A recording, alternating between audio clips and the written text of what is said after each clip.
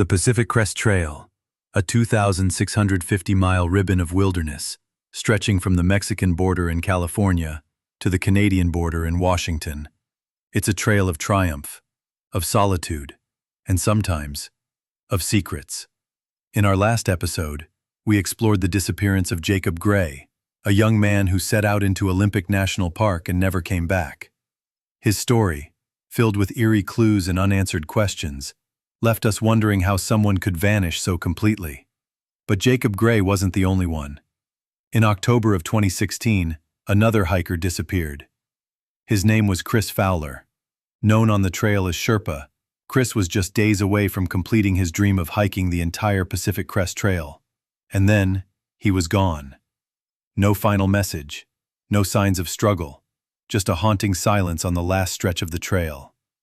In this episode, we return to the PCT to follow Kris Fowler's final steps and ask, how does someone vanish in a place filled with fellow hikers, maps, gear, and GPS?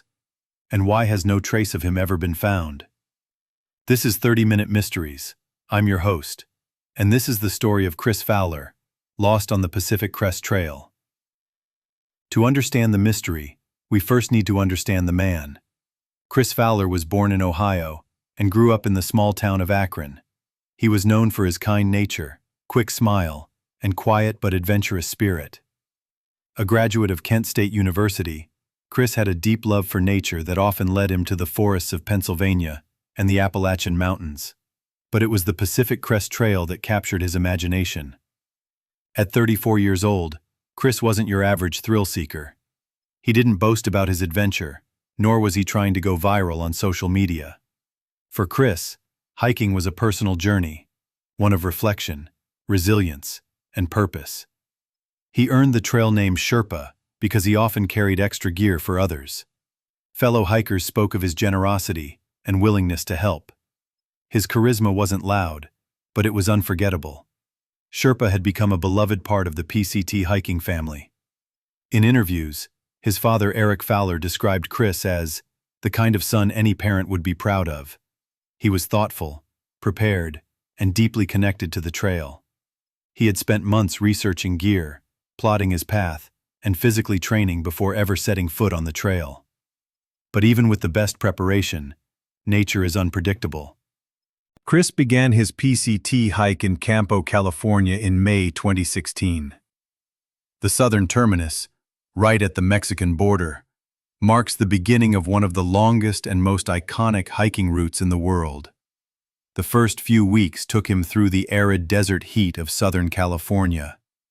Long stretches without water, scorching temperatures, and endless climbs. But Kris handled it well. He shared updates from the trail on Facebook, sometimes posting pictures of sunsets over the Mojave, or making jokes about his trail meals. As he moved north into the Sierras, the terrain shifted. Towering granite peaks, snow-fed rivers, and breathtaking views replaced the cacti and sand. He crossed snowy passes, dealt with bear encounters, and weathered lightning storms. By August, he had entered Oregon, a relatively easier stretch compared to the Sierras. His spirits were high, and his pace was strong. But in Washington, things took a turn. The Cascades are notorious for their rapid weather changes, steep ridges, and fog-choked forests. By early October, Kris was in Packwood, Washington. He stopped at a hiker hut near White Pass, rested, and resupplied. He told friends and family he was pushing on to Snoqualmie Pass. The distance between the 2 points is roughly 100 miles. On October 12th, Kris sent his last message. He was headed back onto the trail, aiming to reach Snoqualmie within a week. Snow had started falling, and forecasts showed more storms coming. And then, nothing. After leaving White Pass, Kris was spotted at least once by another hiker. That hiker later said Kris seemed in good spirits, though slightly anxious about the weather. The trail north from White Pass is beautiful, but brutal. It crosses high ridgelines like Sispus Pass and exposed areas like the Knife's Edge. a narrow spine of rock with steep drop-offs on both sides. In bad weather, this section can be treacherous. Some speculate Kris may have tried to hike through a snowstorm and lost the trail. Others think he may have tried to take an alternate route and become disoriented. There are dozens of small, unofficial paths in the area that can easily lead hikers astray. Despite extensive searching, no further verified sightings of Kris exist after that day. By late October, with no word from Kris, his family began to worry. His father, Kris Fowler, contacted the local sheriff's office. Search and rescue teams mobilized.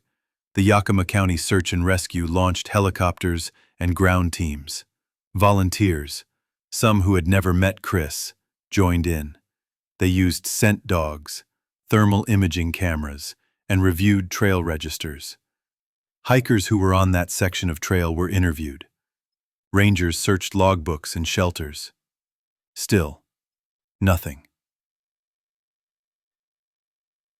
Not a single item was found. No backpack, no clothing, no sleeping bag, not even a broken trekking pole. It was like he had vanished into thin air. What could have happened? 1. Accident. Most experts believe Kris likely slipped or fell off trail. The terrain near Knife's Edge or Blowout Mountain is perilous. Snow can hide drop-offs. A misstep could send someone falling hundreds of feet into dense brush or down a ravine hidden from view. 2. Hypothermia. Kris may have been caught in a sudden snowstorm, became soaked and cold, and tried to set up camp or find shelter. Hypothermia causes confusion, disorientation, and even the desire to shed clothing, leading to even faster heat loss. 3. Wrong turn. Snow might have obscured the main trail. He could have unknowingly taken a side path into a completely different drainage, where search teams never thought to look. 4. Foul play. While rare, it's not impossible. Could he have encountered someone with malicious intent?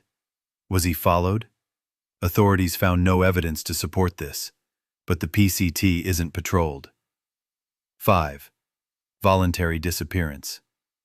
Some have wondered if Kris chose to disappear, a clean break from society, but those close to him insist this wasn't in his nature.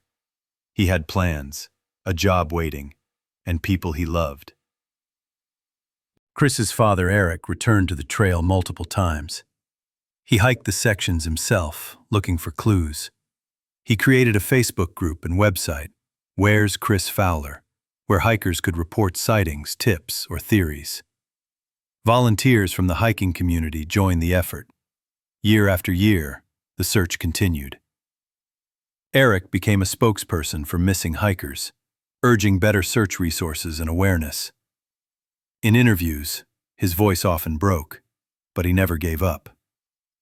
Kris Fowler has never been found, but his memory walks the trail. Hikers today still see his face at trailheads. Stickers reading, Where's Kris Fowler, are posted at shelters, campsites, and trail signs. His story is told to new hikers each year, a reminder to be prepared, stay safe, and check in. Kris wasn't reckless. He was careful, experienced, and passionate about the trail. And that may be the most haunting part. If someone like Kris can disappear, anyone can. If you hike the PCT or any long trail, remember Kris Fowler. Share his story, honor his steps, and above all, be careful out there.